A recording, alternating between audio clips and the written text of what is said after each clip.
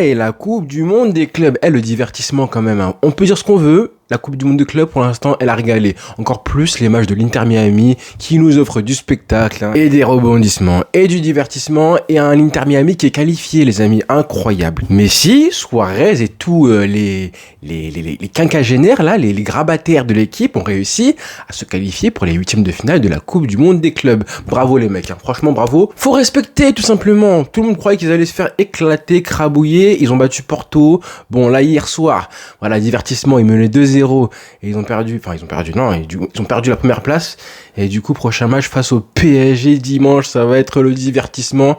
Comment il disait Neymar, 1% de chance, 99% de foi, ça va être ça en fait. Bravo pour le parcours, maintenant je pense que bon, on va pas se mentir, c'était bien, t'as battu Porto, t'as fait match nul, t'as fait 2 matchs nuls. Maintenant le PSG en face, je sais bien que les conditions, la chaleur, les matchs entre midi et 16h, c'est dur et c'est là que vous voyez un petit peu comme quoi fallait pas se moquer de Messi quand il allait jouer la Copa América sur les pays, dans des pays comme ça où il fait chaud, où les terrains sont compliqués. J'ai vu la Luis Enrique qui parlait des terrains comme quoi ils étaient pas assez arrosés, comme quoi le terrain n'est pas bon, la pelouse est trop sèche, il faut l'arroser parce que là le ballon rebondissait comme un lapin, etc. Bref, c'est vrai, mais vous voyez, quand on disait que justement Messi allait jouer là-bas, là. Parce que maintenant il y a aussi l'excuse de les joueurs qui jouent en Europe ont joué une saison entière et du coup ils sont à la fin de leur saison, alors que les Sud-Américains, les Américains en globalité, comme ils sont au milieu de saison, ils sont évidemment dans leur pic de forme. Sauf que ça, en fait, ça a toujours été le cas. Ça a toujours été le cas lors des mondiaux et quand il y a l'Euro ou la Copa América, toujours on a des joueurs européens qui jouent, sud-américains qui jouent en Europe, qui reviennent jouer la Copa América alors qu'ils ont quand même une saison entière dans les jambes. Ça n'a jamais été différent. Sauf que là, c'est vrai que après la Ligue des Nations, les joueurs qui jouent au PSG, eux par contre, c'est vrai qu'ils n'ont pas eu de pause. Ils ont du coup eu la finale de LDC, puis la Ligue des Nations. Mais pour les autres clubs, le Real et tout, il n'y a pas d'excuses. Pour moi, même la chaleur, vos histoires comme ça, là, pour moi, c'est que du barabara, c'est que du baratin. Vos histoires de chaleur, de matchs joués à midi, tout ça, la pelouse, c'est pareil pour tout le monde. Alors, on verra évidemment dans un an, quand ce sera la Coupe du Monde, là, on va rigoler. Mais bizarrement, c'est maintenant qu'on en parle. Avant, quand c'était Messi qui partait jouer, du coup, face à ces équipes-là qui sont habituées à jouer comme ça, personne n'en parlait. On oubliait complètement ce fait, comme quoi c'est compliqué d'aller jouer dans ces conditions-là. Maintenant, on en parle bizarrement. En tout cas, merci pour le divertissement. L'Inter Miami, ils nous font transpirer. Ils terminent deuxième du groupe en ayant fait du coup une victoire 2-1. J'avais fait un débriefing et là hier soir ils mènent 2-0. Ils mènent 2-0 et tu vois que bon, à la base ils sont pas programmés pour battre 2-0 une équipe comme Palmeiras qui n'est pas non plus un foutre de guerre, mais ça reste quand même le 4e je crois du championnat brésilien. Ils sont sur le papier beaucoup plus forts qu'eux, comme c'était le cas avec Porto sur le papier qui est plus fort que Miami. Et pareil pour Al Ahly qui est plus fort sur le papier que l'Inter Miami et pourtant deuxième du groupe, ils ont failli terminer premier et du coup ils vont scoltiner le PSG. J'ai vu des supporters parisiens qui sont contents de ça, qui disent voilà on va fracasser Messi et ça me fait rigoler parce qu'en fait ils sont champions d'Europe depuis là 3 semaines et ils sont contents d'aller régler ce petit contentieux, c'est même ce gros contentieux en allant essayer d'humilier Messi. Mes supporters parisiens, c'est maintenant, vous avez dû attendre que ces joueurs-là aient 94 ans pour enfin réussir à les battre. Parce qu'à l'époque, quand ils étaient à leur prime, c'était pas trop ça. Vous en avez pris 6. Honnêtement, si vraiment ça vous tient à cœur, si ça vous fait plaisir, allez-y. Mais si à tout remporter, là, c'est que du bonus, comme il l'a dit. Alors, on verra samedi. Évidemment, ils sont largement favoris. Mais si jamais, je vous préviens, si jamais par miracle, comme dirait Neymar, 1% de chance, je sais pas comment il dit, là, peu importe. Mais si jamais Miami réussit, par miracle, à renverser le PSG, oulala.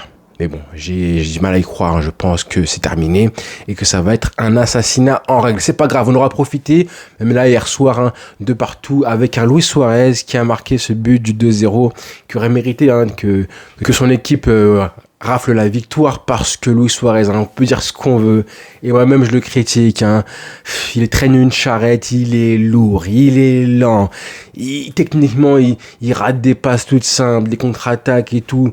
Mais quand il décide, quand il arrive à peser sur une défense comme il le fait, à l'expérience, au physique, à la roublardise comme ça, quel joueur. Ça, c'est des buts que lui-même, il arrive à marquer. Lewandowski, regarde. Vous avez le même âge, je crois, un an de plus pour Suarez, un an de plus. et des kilos en plus surtout. Et pourtant, hein, là, c'est des buts qu'en fait que lui marque et personne d'autre n'arrive à marquer, ou il se crée l'action tout seul, il se fait le but tout seul. Il en a marqué plein que le Barça est comme ça, on se rappelle face au Betis Séville notamment en 2019. Il prend le ballon, il va avec le corps, avec la vitesse, la puissance et les bras, il sort tout pour aller prendre le dessus sur les défenseurs, plusieurs d'affilée en plus, pour aller tromper en plus du gauche le gardien de but. Et ça, c'est des buts que tu vois, ouais, il n'y a que lui qui peut marquer des buts comme ça. Un joueur un peu plus fin techniquement, il va pas essayer d'y aller comme ça. Mais ça, c'est des buts que je voyais chez lui, un petit peu chez Eto'o, dans un style un petit peu différent, avec une vitesse et une pointe de vitesse forcément plus impactante. Mais voilà, ça, c'est des buts que Lewandowski ne mettra jamais. Pareil pour un David Villa, c'est pas le même registre. Mais Suarez, 38 ans, le tout avec des problèmes de genoux, son crochet là qui met sur le but là. Ce crochet là, il a tenté tellement de fois, on l'a vu rater tellement de fois ce crochet minable là. Et là, encore une fois, il marche, il fonctionne avec le contre favorable, il va te marquer ce but là. Sachant qu'en plus, c'est lui qui fait la passe décisive sur le premier but de Miami. Donc un match plein, un but, une passe D. Franchement, garçon, respect, hein. Vous voyez ça, c'est typiquement le genre d'action où on peut dire, ok, c'est un truc de fou de faire ça à 38 ans. Parce que parfois, on abuse un petit peu, on surcote parce que Messi, il marque un coup franc, alors que Messi, des coups francs, il peut marquer les mêmes jusqu'à ses 50 piges.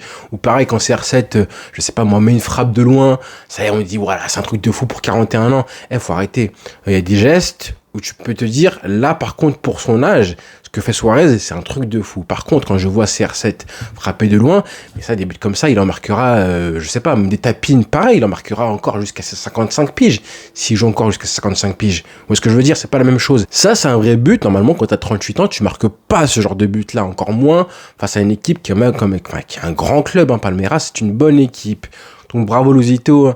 Maintenant rendez-vous face au PSG là ce week-end là avec Messi. On verra comment il joue Messi. Il a fait un bon match aussi, très beau match de la Pulga honnêtement. Busquets aussi a fait un match assez correct pour les anciens grabataires qui vont aller affronter le PSG. J'ai vu un tweet qui m'a fait rigoler.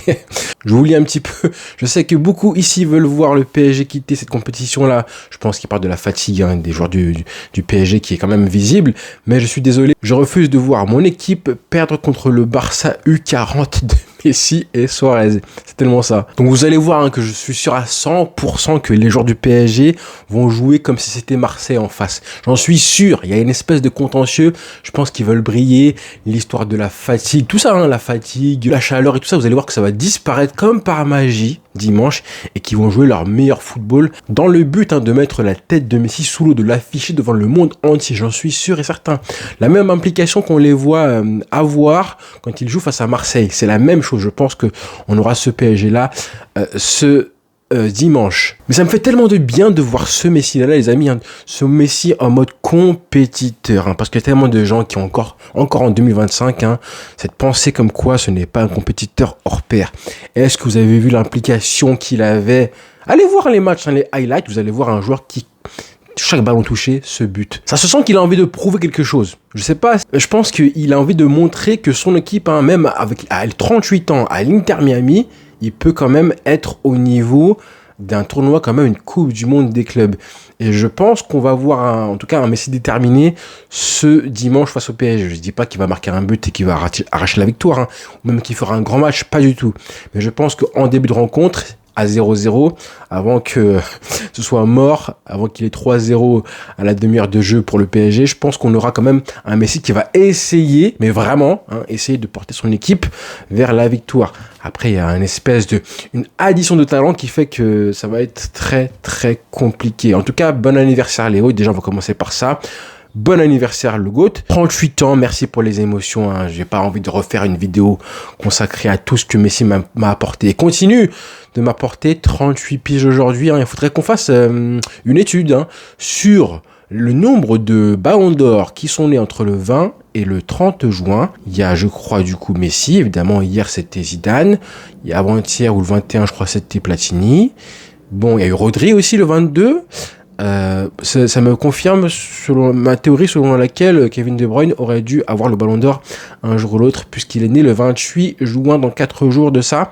Donc ouais, bon anniversaire au joueur qui, du coup, je pense que vous avez vu passer la stat, hein, elle est quand même parlante, qui n'a jamais été éliminé de sa carrière en phase de groupe de tous les tournois et compétitions internationales qu'il a disputées en club et en sélection. Coupe du Monde, Copa América, non pas Euro du coup, Ligue des Champions, toutes les compétitions que le joueur a du coup disputé, il n'a jamais été éliminé en poule. Tout ça en 21 ans, 22 ans de carrière, hein, 2003-2004, 2004 on va dire, 21 ans de carrière, on n'a jamais eu un Messi éliminé de sa vie. Et c'est le seul joueur de l'histoire du football.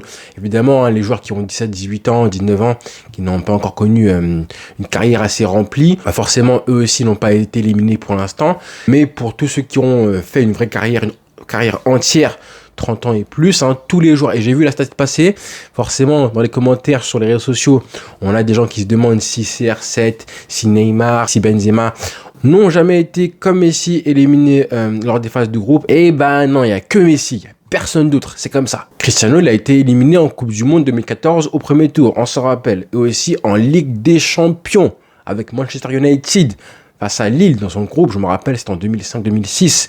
À l'époque, United jouait, ou plutôt à l'époque où Lille accueillait Manchester United au Stade de France, puisque le stade de Lille était non conforme à ce que demandait l'UEFA. Donc oui, c'est arrivé. Et là, on parle de United. À l'époque, c'était le grand United, hein, avec les Giggs, les Scholes, les Van Nistelrooy, et j'en passe. Oui, c'est arrivé. Et là, donc, Messi qui réussit quand même à conserver cette invincibilité en phase de groupe dans sa carrière, le tout en jouant avec l'Inter Miami, qui est possiblement clairement la pire équipe du groupe, hein, et certainement l'une des équipes les plus faibles de la compétition. Et pourtant, ils sont deuxième du groupe, ils ont été à tout proche d'aller chercher une première place qui, je pense, aurait changé pas mal de choses. Bah forcément, quand tu joues Botafogo et le PSG, c'est pas la même histoire.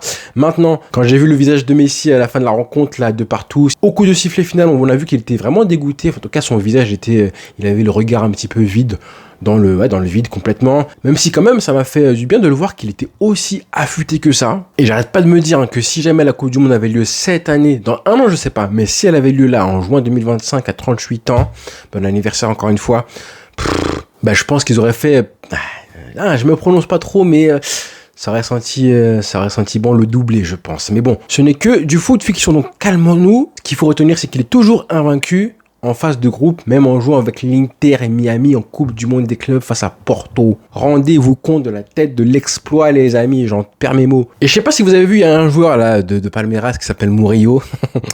Murillo qui disait du coup avant la rencontre, je pense que c'était pour provoquer Messi, il a dit, ouvrir les guillemets, si je marque contre l'Inter Miami, je vais célébrer comme Cristiano Ronaldo. Comme si vraiment les joueurs pensent que Messi, il est touché par ce genre de gaminade. C'est pas des gamineries, c'est des gaminades. Murillo, un défenseur de Palmeiras que personne ne connaissait, je pense qu'il voulait faire un petit peu de buzz, il s'est dit voilà, si jamais je marque, je vais célébrer comme CR7 et résultat des courses, karma. 19e minute, pas plus que ça, le joueur s'est blessé. En voulant faire un retour défensif sur l'action qui a mené au but de Miami, le joueur a sprinté, retour défensif, boum, claquage, il s'est blessé en 19 minutes de jeu. Bon, lui c'est un bon rétablissement. Et bon anniversaire Lionel Messi, rendez-vous du coup dimanche. Et sinon, moi un petit peu d'actualité Barça avant que je referme la vidéo. Ronny, je vais galérer pour prononcer son nom.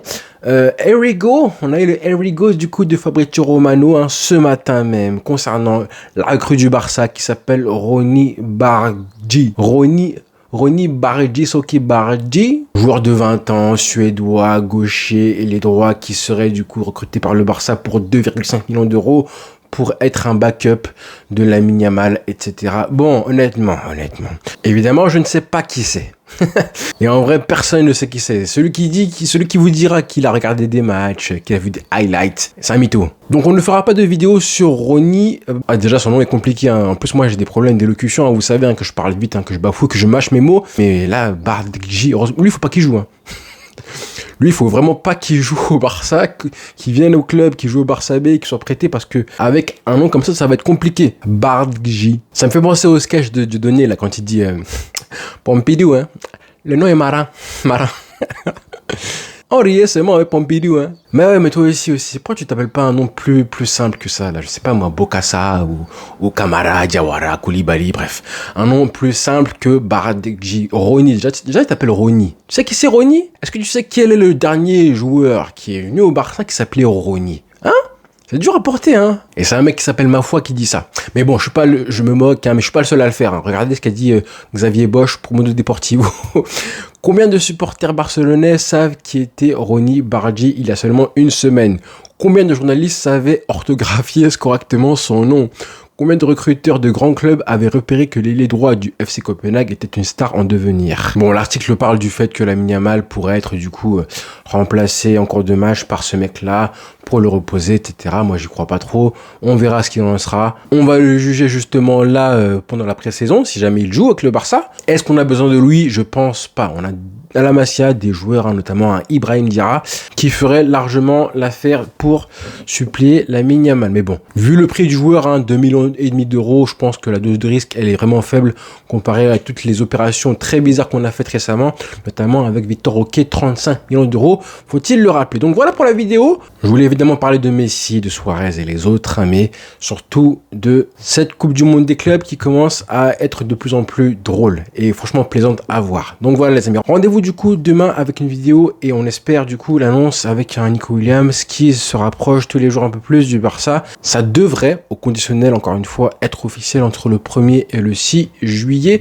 prochain. Donc voilà les amis, rendez-vous très vite avec une prochaine vidéo. Bonne journée à tous les frères, ciao.